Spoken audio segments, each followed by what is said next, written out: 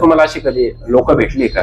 काय बाबा तू body building करतोय, काय तुला इन्कम काय याच्यामध्ये, अशी कधी लोक भेटली? सर असे तर भरपूर लोक रोज भेटतात सर, त्याच्यामध्ये काय आहे, रोज भेटतात. ऍक्च्युली सर कसं झालं माहितीये का सर, मी तसं पहिलं बोललो, आपल्या इंडस्ट्रीमध्ये एकता नाहीये, आपल्या इंडस्ट्रीमध्ये काही बोलणारा नाहीये. त्यामुळे लोकांना काय वाटतं की बॉडी बिल्डिंग हा क्षेत्र काही कामाचं नाही. ओके, ते लोक बॉडी बिल्डरला बघतात की बाबा हा वर्कआउट करतो, झोपतो, हे करतो, पण भाई त्याचा एक क्षेत्र वेगळा आहे. तो मेहनत किती करतो, ते मेंटली किती स्ट्रेस घेतो, ते सगळ्यांना माहिती आहे. आणि सक्सेसला आजकाल मोजणारी एकच वस्तू आहे, पैसे.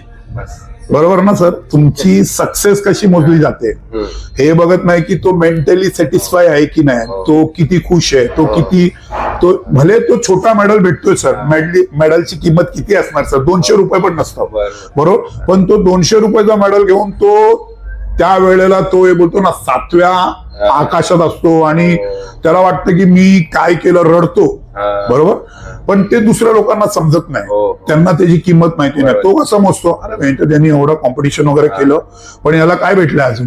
एक मेडल आणि काही प्रोटीनचा डब्बा, किती झालं? काय भेटत नाही.